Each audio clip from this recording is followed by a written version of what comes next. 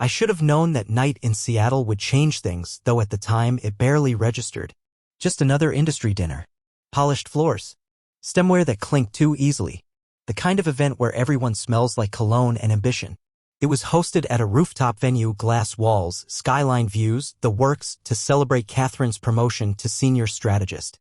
A well-earned title, no doubt. She's sharp, calculated, and magnetic in a way that turns heads without trying. That night, she wore a slate blue dress that made people stop mid-conversation.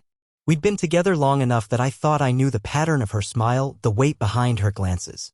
She'd always had this glow in rooms like that, the kind of confidence that makes everyone else lean in just a little closer. But this time, something felt off.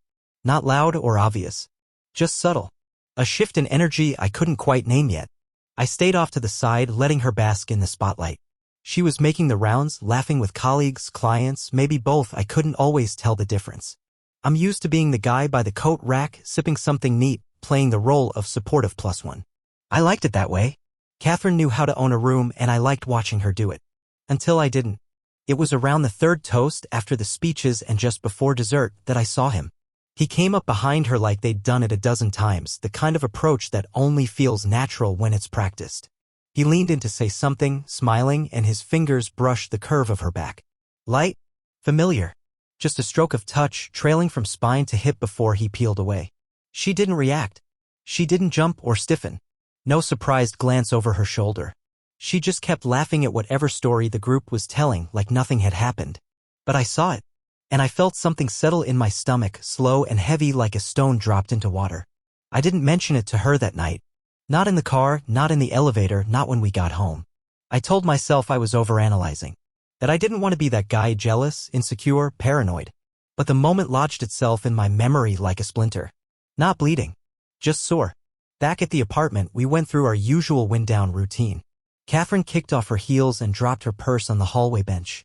She poured us each a glass of wine and started scrolling through something on her phone, probably client feedback or Slack messages. She was always just catching up real quick. I went to change, folding my clothes with a kind of mechanical calm, and for a while we sat in silence, lit only by the blue light from her screen and the city outside. Eventually, she dozed off on the couch. Her phone buzzed once, screen down, of course, and I ignored it. Later, I remembered I'd left my earbuds in her bag earlier that day. I figured I'd just fish them out quietly and let her sleep. She'd been working insane hours lately. Traveling. Hosting. Presenting. Burning herself thin, though she'd never admit it. I walked over to the bench where she'd dropped her purse and unzipped it gently, more out of habit than suspicion. That's when I found the card. It was just a small piece of heavyweight paper, folded once. No envelope. No branding. Looked like something you'd pick up at a boutique stationery shop. On the front, nothing. Inside, it read, "Last night was unforgettable. You're electric, Kay, same room. Same energy. Soon." It was signed with a single initial D. That one letter echoed in my brain like a whisper I couldn't trace. I read it twice. 3 times. I looked at the handwriting. Clean. Unhurried. Confident. The kind of penmanship that says, I know you'll read this more than once. I turned it over, checked for a logo or watermark. Nothing. Just this sharp, personal note tucked in between a travel-sized bottle of perfume and a tube of lipstick. I stood there in the hallway, still holding the earbuds in one hand, the card in the other. I wasn't angry. I wasn't anything yet. I just felt paused, like my mind had stepped out of the moment and was now hovering above it, watching. I walked back into the living room and sat on the edge of the armchair, watching her sleep for a few seconds. Her brow was relaxed. One hand curled under her cheek. A picture of peace. The kind that either comes from deep trust or absolute denial. I didn't wake her. I didn't hold the card in front of her face demanding an explanation. I slid it back into her purse, zipped it shut, and sat there until my glass was empty. The next morning, over coffee, I brought it up. Casually. Softly. Hey, I said, pretending to remember it out of nowhere. What's that little note in your purse? The one from someone named D. She blinked, half-dressed for work, and let out a laugh. One of those performative laughs you do in meetings to signal, this is silly, let's move on. Oh God, she said, waving it off. That's from Derek. He does this whole thing at the office, writes fake love notes as this character for one of our ad campaigns. It's part of this weird inside joke. Totally harmless. I swear. Inside joke. I asked, keeping my tone light. Yeah, from last quarter's pitch. We did this campaign about human connection for a dating app and he got way too into character. Everyone got one of those. Mine just happened to land in my purse, I guess. She poured oat milk into her coffee and didn't look at me while she said it. I nodded slowly. Makes sense. And that was it. No follow-up. No visible concern. Just a wave of her hand and a return to routine. She kissed my cheek goodbye and reminded me to pick up dog food on the way home. I didn't bring it up again. I didn't need to. Because that moment, her laughter, the deflection, the way she never asked how I knew about the note, it told me more than any confrontation ever could. I wasn't even mad. Not yet. I just felt quietly shifted. Like something in me had tilted, but no one else noticed. That's how it started. Not with a scream or a slammed door, but a note in a purse, a brush of fingertips at a dinner, and a silence that felt just a little too rehearsed. And from there, I started paying attention. After Seattle, something inside me flipped. Not all at once, not dramatically. It was more like one of those tiny switches you forget exists until you hear the quiet click. That night hadn't given me certainty, just enough ambiguity to make my stomach tighten in a way I couldn't ignore. And once that feeling showed up, it didn't leave. Instead, it started pointing things out. Like the gym. Catherine used to hate the gym. She'd call it capitalism's guilt factory, used to joke that lifting weights felt like performing a seizure in public. But about 2 months ago, I realized this only after the note. She started going. Not easing into it either. She jumped in full force, late-night sessions after work, stress relief cardio, morning yoga at a studio I'd never heard her mention before. There was no trace of soreness afterward. No sweat-stained clothes, no sports bras in the hamper, no app notifications. Just a lot of gym trips that didn't add up to anything real. Then there were the canceled plans. It had become a pattern. I'd suggest we grab dinner, or take a weekend drive out to Bainbridge, or catch that documentary she'd once said she couldn't wait to see, and she'd shut it down. Not rudely. Always with a soft apology, a reason that almost sounded believable. This week's just insane with the Q3 campaign. I've got a team strategy session Saturday, I don't want to miss it. You'd hate it anyway. It's all work, people. It was always phrased like she was protecting me from something I'd find boring. At first, I believed her. I didn't want to be the clingy guy trying to wedge himself into her work life. But eventually, it felt like I was being moved out of her orbit. A polite but persistent kind of exile. I noticed how she started staying out later too. Not late, not enough to warrant a fight. But enough to feel strange. 11:15 on a Tuesday. 10:30 on a night when all she'd said was she needed a short run to clear her head. And it wasn't just the hours, it was the energy when she walked in the door. That charged look. Like she was coming back from something she wasn't ready to let go of. She used to come home and collapse, decompress with me, vent about her day, let me rub the knots out of her shoulders. But now she walked in and straight past me. No eye contact. No shared space. Just, hey, long day, and a locked bathroom door. Then there was the perfume. Not hers. Not the ones I knew, and I knew them all. I used to buy them for her on special occasions. She had this rotation, one for work, one for weekends, one for when she wanted to feel powerful. The scent that floated off her one night in February was none of those. It was unfamiliar. Sharp and floral. Too young for her usual taste. Too bold. She claimed she'd sampled it while walking through Nordstrom. One of the reps sprayed me on accident, she'd said, laughing. I nearly choked. I believed her. At least, I tried to. Until I remembered she hadn't been to Nordstrom that day. She was supposed to have been at a workshop across town, the kind she had no reason to lie about. But when I looked at her calendar, yes, I checked, there was nothing scheduled at all. Then the phone habits changed. She was never glued to her phone before. She thought people who lived on Instagram were digital narcissists. But now her phone was a permanent fixture in her hand. Always on silent. Always flipped face down. I'd walk into the room and she'd hit the power button, not in a guilty way, not obvious, but just enough to be noticeable. When she left a room, the phone went with her. Even to the bathroom. I tried to tell myself I was imagining it. But the pattern was forming itself in plain sight.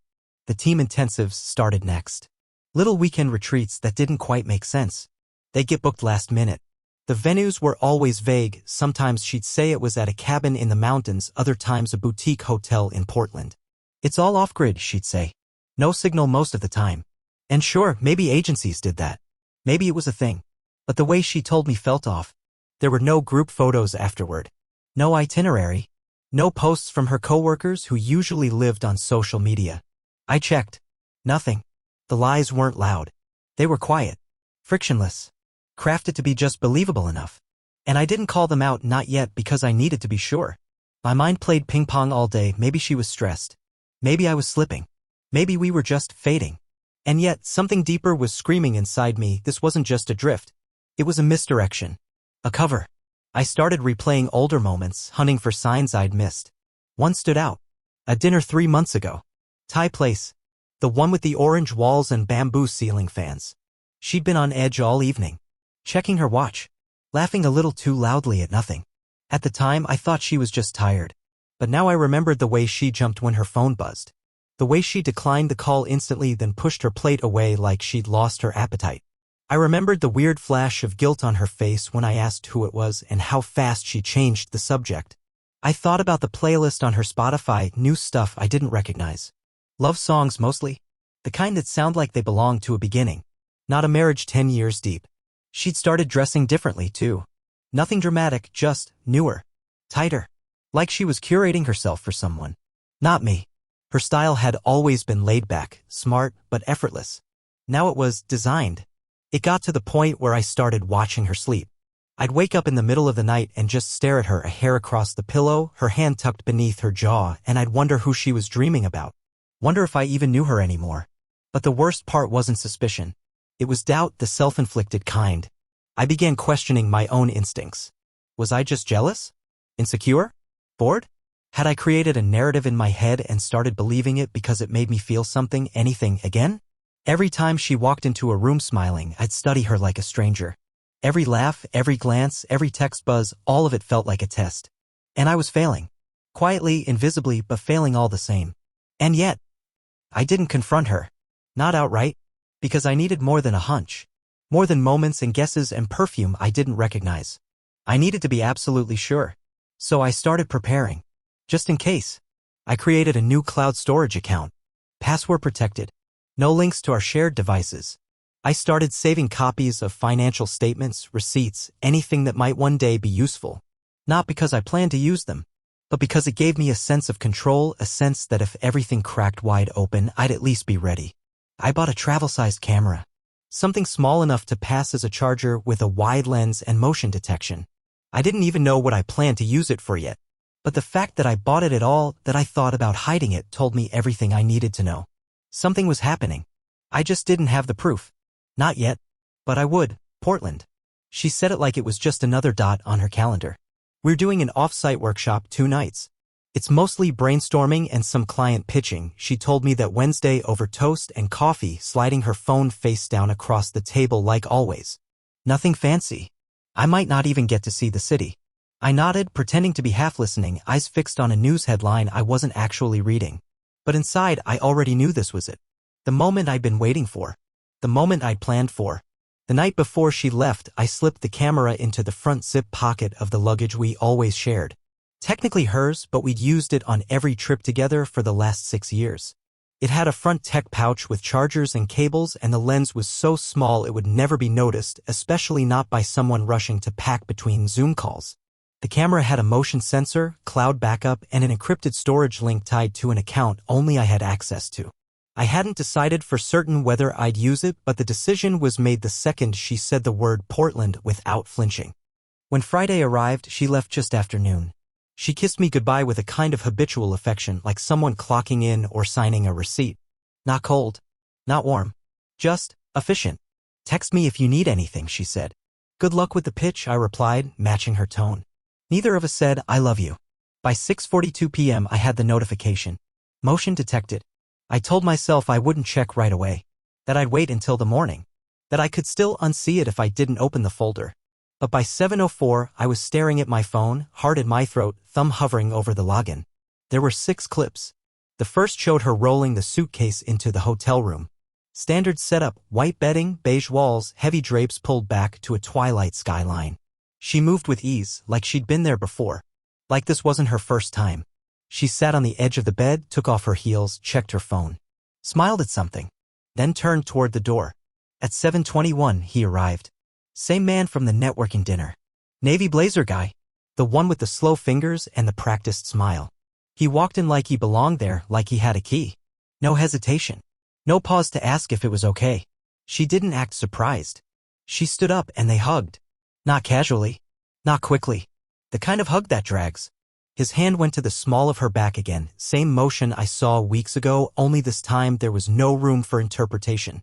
They sat on the bed side by side, shoes off, drinks in hand, like this was just another Friday ritual. Her body leaned toward him the way a tree leans toward sunlight. At one point, she rested her head on his shoulder. He said something. She laughed. The kind of laugh I hadn't heard in months. The fifth clip showed them lying back against the pillows. Fully clothed, yes, but an asterisk made in a way that needed no translation. He reached for her hand. She didn't pull away. She didn't even look around. Because she felt safe. Because she didn't think anyone was watching. The final clip was short. Just them turning out the light. I closed the app. I didn't cry. I didn't throw my phone across the room. I just stared at the wall until my vision blurred, then stood up and walked to the kitchen, my limbs heavy like I was wearing someone else's body. That night I sat in the dark, no TV, no music, just the buzz of the fridge and the occasional creak of the apartment. My mind wasn't racing. It was still. Cold. Focused. I didn't need a confrontation. I didn't need answers. I didn't even need to hear her admit it. I had what I needed in full resolution, time-stamped, stored in a place she'd never reach. The kind of proof that doesn't require a conversation. The kind that doesn't leave room for interpretation or forgiveness. Over the next day, I backed everything up. Duplicates. External drives. Copies stored in separate places. I renamed the folder something boring Q4 tax docs and filed it away where no one would think to look. I didn't rush. I took my time. Because this wasn't about revenge. This was about certainty. This was about clarity. I spent Saturday morning taking stock of everything else, her online accounts, our shared subscriptions, her access to things I had built. Credit lines in my name, documents I had filed on her behalf, domains I had registered for her side projects. It was incredible how much of her career still had my fingerprints on it. I began making a list. By the time she texted me on Sunday afternoon, a simple, "Hey, heading back. Flight got delayed. Love you." I already had a full plan drafted and ready. I didn't answer. I didn't need to. Every reply I'd ever given her after a betrayal I didn't yet know about, every "miss you too," every "get home safe," echoed in my head like a joke now. I stared at the message for a while, thumb hovering over the keyboard, not to reply, but to absorb the moment. To remember the exact instant she still thought I was in the dark. I took a screenshot *T. Just for the record. She came home that evening looking travel-tired and radiant. Hair in a loose bun, hoodie pulled tight, suitcase trailing behind her with a software across the tile. She leaned in for a kiss like it was nothing, and I let her. Because I hadn't flipped the switch yet. Because the show was still going.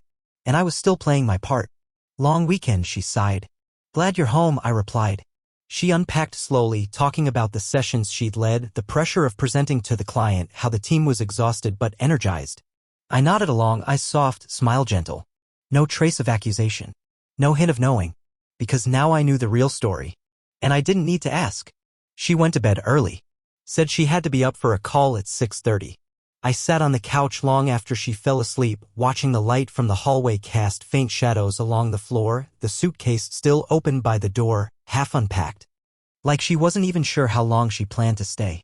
I checked the footage one more time. Not because I needed to, but because I wanted to feel the final click, the absolute closure of doubt. I muted the video and watched in silence. Her smile. His hand. Their ease. The quiet at the end when the light went out. I paused it on the last frame. The two of them lying in bed like they'd done it 100 times. Not hurried. Not hiding. Just there. I didn't feel rage. What I felt was the clean edge of truth. And that, more than anything, set me free. She came home on Sunday night. By Monday morning, she no longer lived here. Not that she knew it yet. The change didn't come with shouting. No slammed doors. No, we need to talk. It came in silence.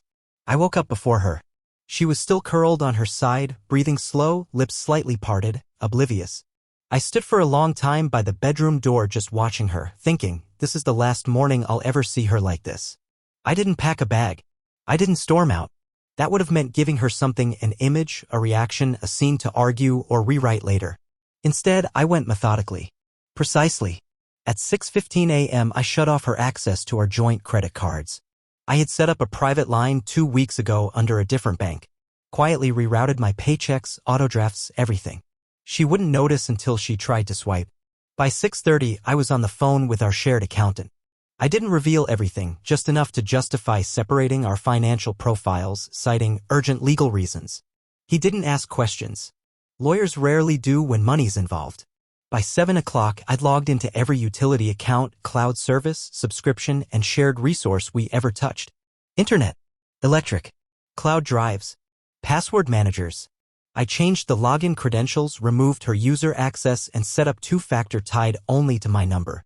By 7:45, I'd scanned all of our legal paperwork into my private drive, marriage certificate, lease, insurance, tax filings, you name it, then packed the originals into a flat document box and slid it into the back of my car.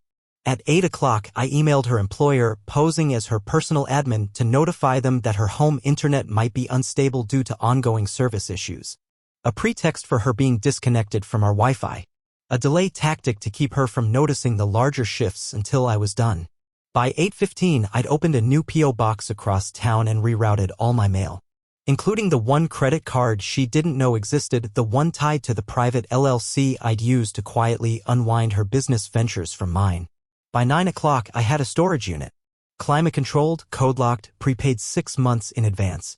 I rented a van, drove back to the apartment, and began collecting anything that was unequivocally mine. The photos came first. Not the frames, just the prints. I peeled them out one by one. Her smile in Paris. Her hand in mine on our porch. All of it went into a box marked Personal Archive. Then my books, my records, my clothes, everything with sentimental or strategic value. I didn't touch her things. Didn't rummage. Just boxed my own life, labeled each container, and loaded them into the van like I was evacuating a museum. By 1 p.m., the apartment was still hers on the surface.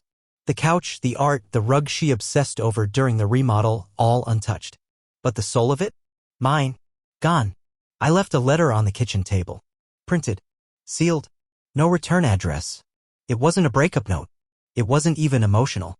Just a list of new contact information for our lawyer, instructions for accessing her box belongings, and a formal statement that I had vacated our shared residence, effective immediately. At 1:30, I sent a calendar invite to our attorney, the one she didn't know I'd hired 2 weeks ago. The subject line was short, dissolution path initiate. By 2 o'clock, I was gone. She wouldn't know for hours. Maybe longer. Her calendar showed a full day of meetings. I pictured her sitting in some corner conference room downtown, sipping iced coffee, talking strategy while her old life quietly unraveled one wire at a time. I didn't feel triumphant. I felt vacant. But that was the point. When someone burns the house down, you don't try to put out the fire. You walk away before it swallows you whole. Later that evening, I got the first text. Hey, is the internet down? Can't get anything to load. Then, did you change the Netflix password? Then an hour later. Lucas, where are you? I didn't answer. I watched as more came in. The tone shifted, from mild confusion to irritation. Then panic. Then disbelief. The landlord said our lease was amended today. Are you even in the city? What is happening? This isn't funny. Call me. You can't just disappear. But I could. By 10 p.m. she showed up at the building. I know because I had the security feed temporarily forwarded to my email. She buzzed up, pounded on the door, cried something I couldn't hear. Then she left. Her last message, just before midnight, was one word. Why? I didn't reply. I had nothing left to say, because this wasn't a breakup. It was a blackout, a vanishing act with purpose. Every connection, social, financial, professional, had been measured and severed. I wasn't just gone from her space. I was gone from her structure. By the end of that week, her email bounced back from every address she tried. Our mutual friends stopped replying, not because I asked them to, but because I gave them the evidence. I didn't ask for loyalty. I handed them reality. She lost the back end to the startup she'd built using my name as the initial registrar. The one she bragged about at every networking dinner, the one where I wrote the first 3 rounds of seed code. My signature had been required for key ownership. I revoked it. She lost the shared domain for her blog. Gone overnight. I owned the domain after all. She'd asked me to register it for her years ago. Said she hated dealing with tech stuff. She lost the brand visuals for her consulting firm, designed on my Adobe license. Gone. She lost the printer lease, the client cloud, the backup CRM, the billing software, all those forgotten threads, quietly tied to me, cut in one day. I didn't dismantle her life. I simply stepped out of it, and it collapsed under its own weight. Some part of me expected regret to catch up eventually. That maybe I'd wake up one morning missing her laugh, her voice in the next room, her fingers tracing lazy shapes on my back before sleep. But the only thing I missed was peace. And I had that now. In a rented apartment 2 cities away, windows wide open to a skyline I didn't yet recognize, I stood barefoot on hardwood, phone face down for the first time in months, and breathed. Not triumph, not sadness, just air, clear and uninterrupted. She'd follow the trail eventually, try to understand, maybe even try to reverse it. But I wasn't waiting. I wasn't hiding either. I just wasn't there anymore. The thing about a well-built facade is that it doesn't crack loudly. It crumbles silently, grain by grain, until one day there's nothing left to lean on. Catherine's world didn't fall apart in one dramatic explosion. It failed like a bridge built on rotting beams. Quiet, steady, irreversible. It started with her clients. At first, they just stopped responding to her. One by one, emails went unread. Scheduled calls were canceled. The firm she'd co-founded, the one I'd helped establish, architecting the back-end systems and hosting the infrastructure under my name, began receiving access-denied notifications across their admin dashboards. Her partner reached out in a panic, assuming it was a hack. It wasn't. I'd revoked the hosting license. The LLC was in my name. When I stepped away, so did the structure. It wasn't revenge. It was removal, a quiet correction of ownership. She called me once, left a voicemail she probably rehearsed a dozen times. "Lucas, I don't know what you're doing. This isn't just me, this affects other people. People who trusted you. Please, just talk to me. We can fix this. You don't have to burn it all down." But she was wrong. I wasn't burning anything. I was just leaving the matchbook behind. She'd built her reputation on borrowed foundations. My infrastructure, my funding, my silent guarantees. And I was done underwriting her illusion. Within a week, her partners started peeling away. Not because I said anything, I didn't have to. I just let the evidence speak for itself. I shared a private folder with 3 people. Just 3. People who had a right to know. The video, the messages, time-stamped, quiet, unemotional. One of them replied with a single line. "I had a feeling." Another responded 5 days later with, "Thanks for letting me see what I didn't want to admit." No arguments, no defense, just silence, the kind that follows a realization too sharp to ignore. Word spread fast, not in dramatic headlines or office gossip, but through tension in meetings, subtle changes, invitations that stopped arriving. Her name was quietly dropped from the regional PR awards committee she once chaired. The voting panel restructured. No explanation. A nonprofit campaign she had spearheaded, the one with the high-profile sponsor and quarterly gala, was pulled from her portfolio. They issued a press release thanking her for past contributions, but made no mention of her continuing involvement. Her consulting firm's website went down for maintenance. It never came back. Investors backed out. Licensing deals stalled. Partnerships dried up. She hadn't just lost me. She lost the version of herself that had been made possible by the scaffolding I'd built around her, carefully, invisibly. I never wanted credit. But the moment I stepped away, the structure buckled. Her friends didn't reach out. Not to me, not that I saw. But they started leaving traces, unfollows, deleted comments, changed plans. One by one, she lost her circle. Not because I asked for it, but because no one wanted to be next to the fallout. She wasn't just unraveling professionally. Socially, she was radioactive. The influencer couple she used to double date with posted a story from a dinner party. Catherine wasn't there. One caption read, "Real ones only." Petty? Maybe, but not inaccurate. She reached out again, this time by email. The subject line was just my name. "Lucas, please. I know I messed up. I know what you saw. And I don't deserve forgiveness, I won't pretend that I do. But this is bigger than just us. These are people's jobs. Their futures. You're cutting out more than me. You're hurting people who didn't do anything wrong. If there's any part of you that still remembers who we were, please. Let's talk." She signed it. K. No love, no yours, no softness. Just a letter from someone watching everything she built slide through her fingers. I didn't reply. Not because I wanted her to suffer, but because I knew any conversation would be rewritten later. And I wasn't giving her another line of dialogue to twist. She'd rewritten our story once already.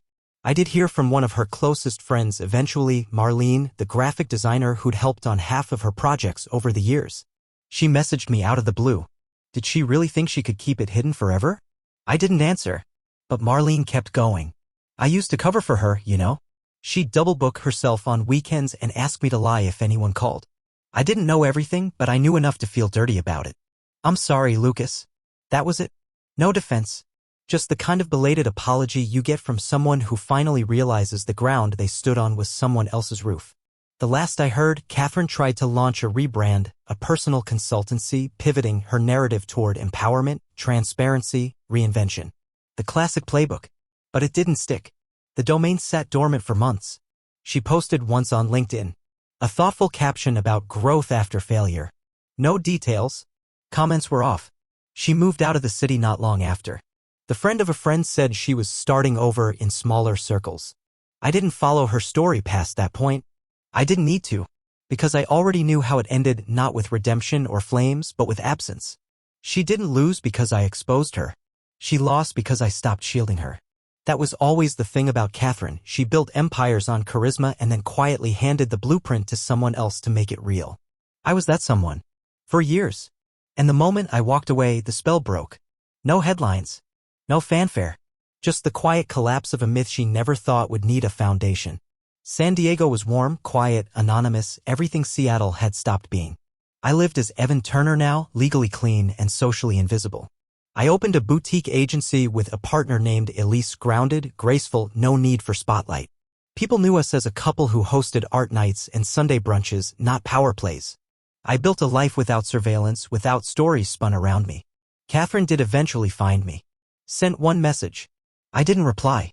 She'd become a ghost to a life that no longer missed her point. 1 year to the day she returned to Portland.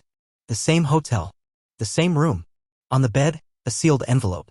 Inside, a flash drive and a note addressed to myself, a message I'd written months ago reflecting on the moment I left her behind. Through the window, she saw me on the sidewalk below, walking beside Elise, laughing, free. I never looked up. I didn't need to. The closure wasn't for her. It was for me, and it was already done.